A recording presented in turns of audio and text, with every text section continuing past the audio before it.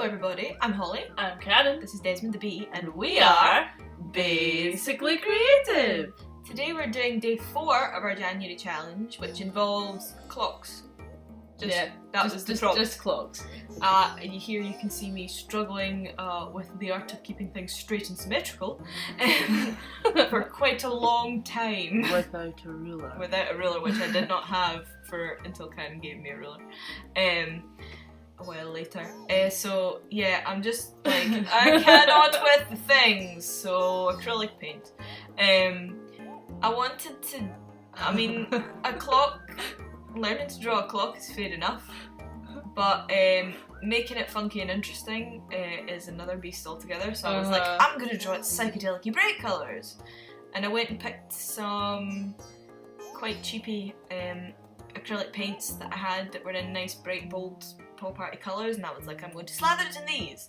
So I keep having to go away and come back and try to do other things. This kind of burgundy colour went completely disgusting and like porridge. It looks brown.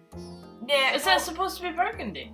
Yeah, it went like a porridge consistency. Oh, which no. is so deeply manky that I couldn't even bring myself to use it. I was like, no. Which paints are these? Have you done a review of these paints? No, but I shall have to. They're Boldmere acrylics. For the most part, they're okay. These are the ones that you get in The Works. That's where I got not them. what I was gonna say. I was gonna say Come on, Cansbury. B&M home stores? Yes, you get them there as well. The Boldmere ones, I got them in The Works because they were on a special for like £7, and I was 15 and had no money, so £7 was pretty good. Wow, these are quite old then. Yeah, they I'm are. not surprised it was porridge consistency. Yeah, but the problem is I've never opened that packet before. That's why I was I annoyed. should have kept. Yeah. So I hadn't opened a lot of these because I just used them generally, and they're quite big tubes, so I just used the ones I needed. I was like, I'm going to use my bright colours that I hardly ever touch, because usually I was painting natural things for like art. Did you plan these lines, or were you just like, haha, red here, and yellow here, and some green I was like, there? I want some triangles. There's lots of circles, I want some triangles. So I put some triangles in. Fair enough. My whole plan. And left big kind of white spaces, and I'm listening to Fleetwood Mac. I know, because I can hear in my head now as I'm going through this secondhand news. Because I was listening to the Rumours album, and I was like, yeah. And as I'm looking back at this, I remember myself listening to that. So I got a tiny bit of black and put loads of water in it so that it wouldn't completely be really stiff and horrible. Yeah. And went round, and then I was like, I'm gonna put some yellow bits, and it was like, I don't want the yellow bits, so I had to put it on really thickly. Which was a little bit irritating, but it's okay. I've just laid it on really thick and didn't really care much about it because it's supposed to be kind of offbeat and psychedelic-y, so you know, I was happy with all the wonky bits, so I was like, it's just like some sort of weird, circus-y deal. A circus clock. So yeah, and then I was like, I'm gonna make it pop arty and put loads of... Why not? I put too much white in my bowl. How neat are you? I pure hate you. I can't do that at all. And then it mixed with the red by accident, and I was like, pink dots. Yeah. Whatever. And then I made a mistake because I'd started doing them sort of vertically, sort of horizontally with the top line. I see. And then I started to do it straight against the bottom, and then I went back in and made them all lines. And I ruined it. Yeah, and I was like, I don't want dots on everything, I want stripes. Is that still pink? Yeah. I think it works! Yeah, it does. Yeah, so I was like, I decided to go between dots and stripes, put more white in. So yeah, this is the way I had to work it, because I was just kind of going along. I'm flying by the seat of my pants, which I was fine with, and I was having fun. And I was just slapping some paint Fun is what it's about. And it was cheapy paint, so I wasn't like worried that I was going to run out or anything, because they're big, fat 80ml tubes or something like that. Like huge tubes. So I'm trying to get rid of them, to be honest. I might give my brothers them or something to play with, because I'm going to get some better quality ones. This is when I annoyed myself, because I was like, oh no, it won't work properly in the nice way that things are supposed to work. But that's okay. And then I went round everything again with the colour of paint that their little backdrop was, just to make sure that everything was kind of removed from everything else. I don't mind that kind of affected the am I trying to say? I don't know. The shape of the circles. Right. But, you know, because it separated them and they were kind of running together because they were a bit too big. And, you know, it gives that nice offbeat feel that I was looking for with the uneven stripes and stuff like that. And also, I hadn't planned it out, so I can't really expect to be doing well. I decided to go back over these in the yellow because they were nowhere near dry, but their base had kind of dried, so I could go around them a bit. I quite enjoyed doing this. It's nice to take something that is sort of, because I was looking at grandfather clocks and they were all brown and boring. And I was like, no, not brown and boring, bright and exciting. Yes. We do our thing. So, just Karen's turn now. This is from yesterday's when I was doing the deer, and because I was blending so much and didn't put a card behind it. Now this Canston Mixed Media, I'm pointing at the computer screen and you can't see me.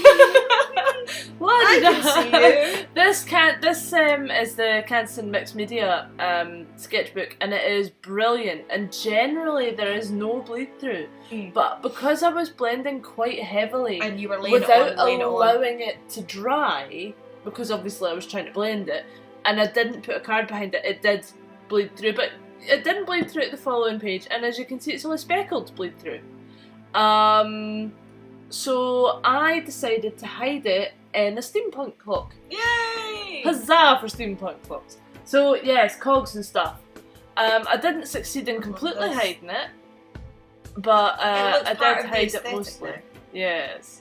So I was going around just doing my numbers and things. I actually kind of wish I leave it quite simplistic, and I leave it not particularly shaded very heavily, but I kind of wish a little bit that I had done a little bit more with the coloured pencils. You know, worked at it a little bit more, but I kind of felt that it was done. Yeah, I mean, that if I worked done. Well, yeah, but looking back, I'm like, oh, I could have done a bit more with the shading and things, or the colour. There's that chance of overworking it. Yes, which is why I left it. Yeah, exactly. I was like, no, you're done. It's better to look back at something and think I could do more work on that, and then go back later maybe if you wanted to, and kind of finish it off in a way that you find upkeeping with the standard that you found it at. I don't know whether it was noticeable. You clearly didn't notice. No. But I took quite a lot of time getting the numbers around it. Because I am hopeless when it comes to analogue clocks. Yeah. I can't do them. I learned to tell the time really late. And it wasn't because I'm dumb, it's just because my brain doesn't get it, right? I just don't. Same as I can't do left and right, I couldn't do clocks. I'm dyslexic, so the minute hand was always the hour hand, and I was like, gosh, this day's going fast. And it was just like... man. See, clocks with Roman numerals, I can't tell the time.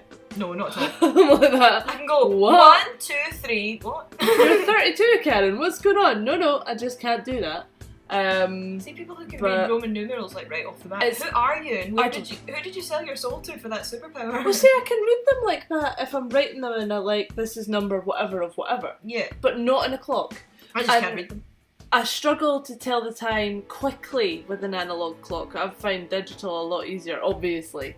Particularly when it's AM, PM rather than 24-hour clock. Yeah. Then I've got to go 21 minus 12 is, you know. I'm only good at 24-hour clocks because I went to America last year and I had to keep working out what the time was at home to like phone my family and tell them that I was still alive and nothing happened to me. So I've learned to be really good at 24-hour clocks because I had to be like, so it's a 6-hour time difference. Yeah. And so now I can instantly know what time it is over there because I know they're 6 hours behind us. It's 1 o'clock in the morning, and it was 7 o'clock, whatever o'clock at night. I didn't do that right, but whatever. I'm supposed to know how to do this. No. Tell myself I can. Well, see, I mean, I don't know what it is. It's either the dyspraxia or the Asperger's. It's one of the two, but it's basically I don't get the whole time thing. So I struggled with which way up to have the numbers, because you know how after 3 it flips? Yeah. And then after 8 it flips again. Yeah. I was like, what? It's such a hard thing to come to grips with as well when you're trying to learn the time and you're like, but it doesn't go upside down. Completely wrong. Yeah. Yeah, but actually I quite enjoyed doing the wee cogs and the bits and bobs. It's I thought, nice, I like it. It's not normal looking. It's a lovely level of intricacy as well. Yeah, yeah. Where it's quite intricate, It's not painstakingly, horrendously intricate that would make your eyes bleed. Yes. You know. And now it's covering up most your mistakeages. Most of the mistakeages with some, the hands of the clock. Sorry that we talk like this, by the way, but we can't help it. We sometimes come out with words like mistakeages. Childerwinks. Childerwinks. It's another canonism there. But, it's just one of those things. So, it happens. Learn to live with it, dears. Do you line the clock? I can't remember. I don't think so. We'll find out. No. No, I think we're nearly done then. Yes, we are. We are. So... It's writing clock now. You're writing clock. I love your writing. It's so pretty. Thanks, dear. Yes. Anyways, we are going to wrap up now. We are. I have been Holly. I've been Karen. This has been Desmond the Bee. And we have been... Basically Creative! Bye! Bye!